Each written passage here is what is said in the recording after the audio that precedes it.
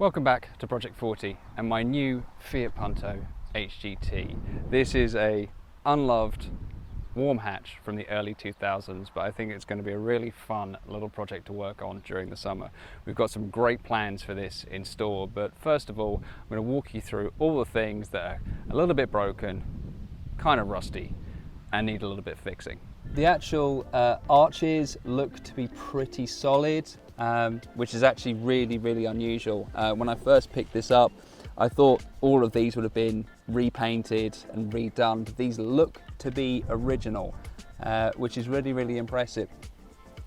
What is also impressive is the rust on that back box. That is hideous and definitely needs to be replaced. I've not seen a back box in quite such bad condition. Clearly this is the original, it's never been replaced, and I think it's giving it a little bit of performance issues as well, so something that I'll be looking into. The rest of the car, I mean, it's rusty, it's a 20-year-old Italian car, it's going to have some surface rust, but so far nothing I've found has been problematic. With the Punto GT, you can see these have got nice side skirts. I don't know if they're hiding anything. If there's going to be any rust, it's going to be probably behind this sill protector. One thing I hadn't realized was that these headlights are actually used in the MG SV. So the MG SV was a badge engineered Italian car that MG Rover, a manufacturer in the UK, bought the rights to and whacked in a V8 engine and all these sorts of things. It was only on sale for what I think was about 6 months before the closure of and folding into administration of the MG Rover group. But they definitely had Punto Mark II headlights, which I think is a very cool addition.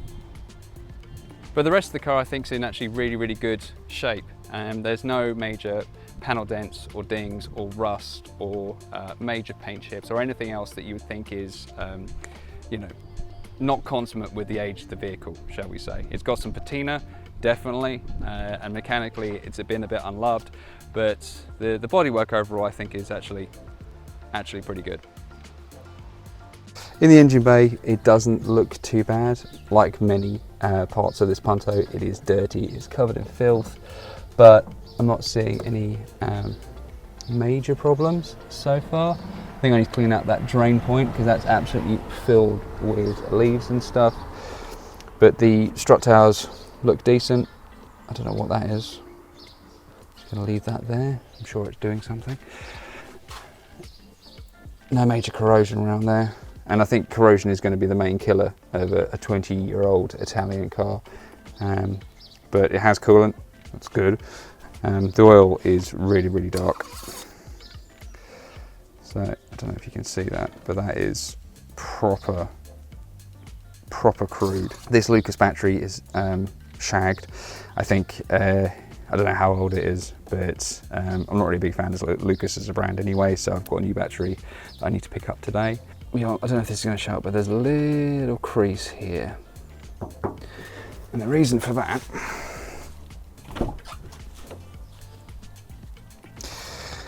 is because we're lacking a door stay. So the door goes all the way and rests on the wheel arch. So that's one thing we need to replace.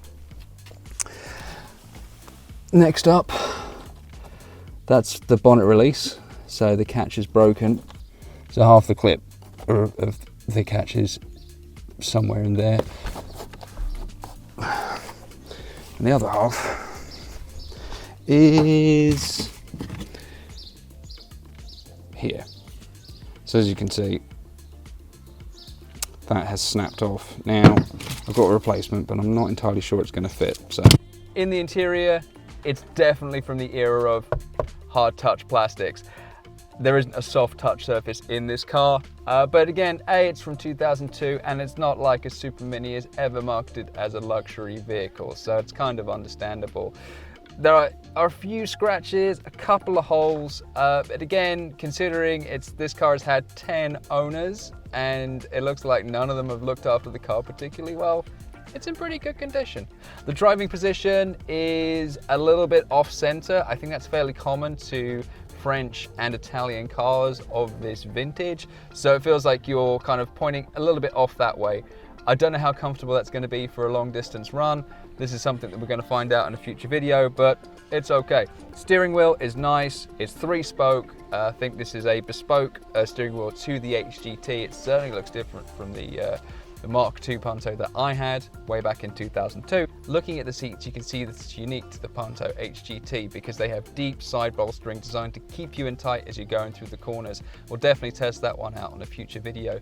They also come with side airbags. So in addition to the one in the steering wheel, the one in the passenger, and also curtain airbags, means this has actually got quite a lot of safety features for a 2002 car. One thing I like is the upgraded instrument cluster that comes to the HGT.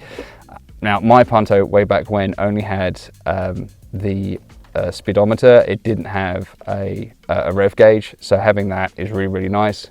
It just makes it feel a little bit more sporty, even though this is, by all accounts, a reasonably warm hatch. It does give it a nice look though, which I think is pretty cool.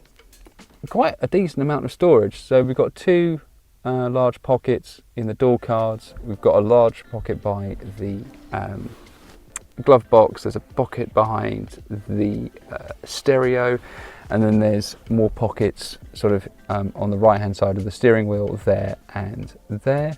So considering the age, I don't think they're cup holders, to be honest. I think this is just before the era of cup holders, but still a reasonable amount of storage.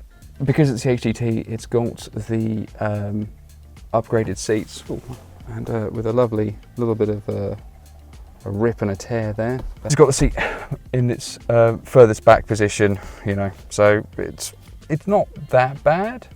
Headroom is non-existent for those of us a little bit taller. I'm 5'11", so not super tall, but even me, my head is hitting the top, so I wouldn't say this would be very comfortable for long journeys. Seats do need a clean because they're absolutely filthy. We've got these very handy windows at the back to provide a little bit of extra ventilation for your rear passengers. Headlining seems to be okay. One thing I do like, and I think is indicative of the sporting nature of this vehicle, is the grab handles in the back.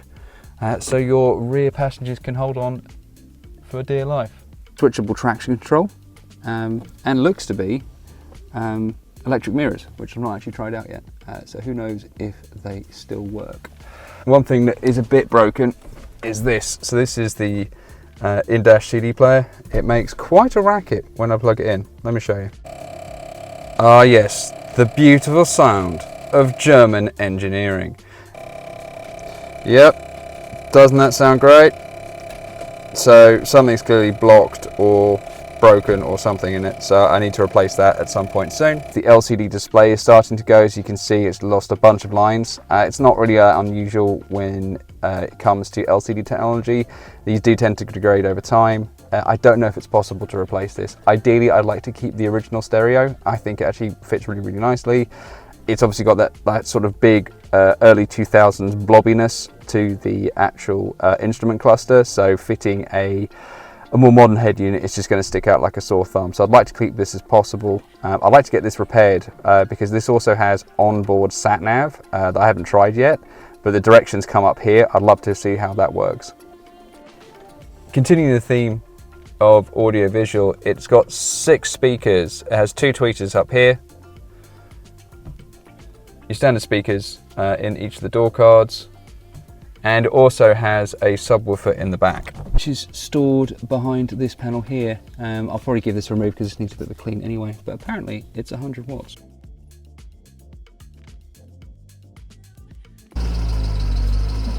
So this is on hiding to nowhere. Well, that went well.